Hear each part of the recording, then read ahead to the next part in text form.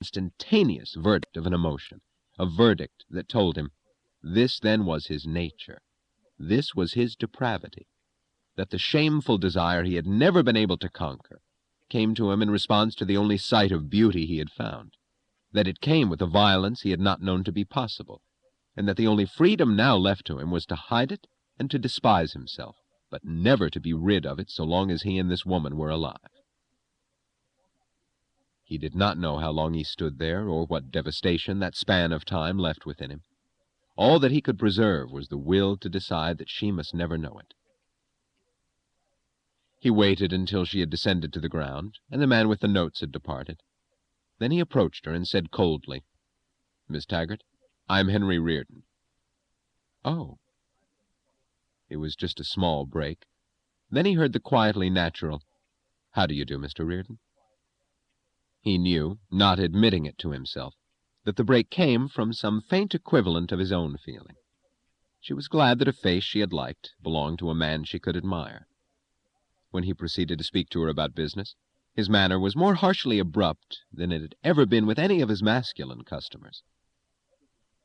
Now looking from the memory of the girl on the flat car to the gift certificate lying on the desk, he felt as if the two met in a single shock, fusing all the days and doubts he had lived between them. And by the glare of the explosion, in a moment's vision of a final sum, he saw the answer to all his questions. He thought, guilty. Guiltier than I had known, far guiltier than I'd thought that day. Guilty of the evil of damning as guilt that which was my best. I damned the fact that my mind and body were a unit, and that my body responded to the values of my mind.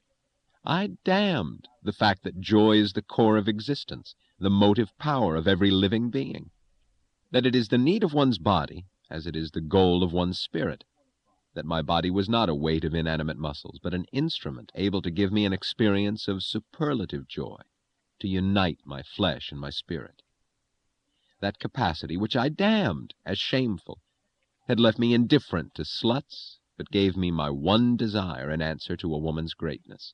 That desire, which I damned as obscene, did not come from the sight of her body, but from the knowledge that the lovely form I saw did express the spirit I was seeing. It was not her body that I wanted, but her person. It was not the girl in gray that I had to possess, but the woman who ran a railroad. But I damned my body's capacity to express what I felt. I damned, as an affront to her, the highest tribute I could give her, just as they damn my ability to translate the work of my mind into Reardon metal, just as they damn me for the power to transform matter to serve my needs. I accepted their code, and believed, as they taught me, that the values of one's spirit must remain as an impotent longing, unexpressed in action, untranslated into reality, while the life of one's body must be lived in misery, as a senseless, degrading performance, and those who attempt to enjoy it must be branded as inferior animals. I broke their code, but I fell into the trap they intended, the trap of a code devised to be broken. I took no pride in my rebellion. I took it as guilt. I did not damn them, I damned myself. I did not damn their code, I damned existence. And I hid my happiness as a shameful secret.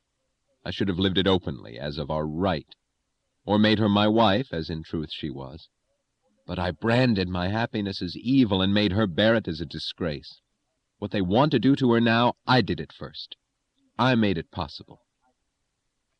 I did it in the name of pity for the most contemptible woman I know. That, too, was their code, and I accepted it. I believed that one person owes a duty to another with no payment for it in return. I believed that it was my duty to love a woman who gave me nothing, who betrayed everything I lived for, who demanded her happiness at the price of mine.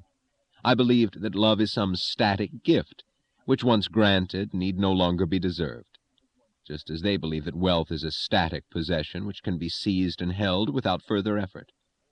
I believed that love is a gratuity, not a reward to be earned, just as they believe it is their right to demand an unearned wealth, and just as they believe that their need is a claim on my energy, so I believed that her unhappiness was a claim on my life.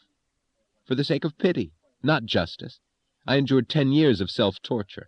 I placed pity above my own conscience, and this is the core of my guilt. My crime was committed when I said to her, by every standard of mine, to maintain our marriage will be a vicious fraud, but my standards are not yours. I do not understand yours, I never have, but I will accept them.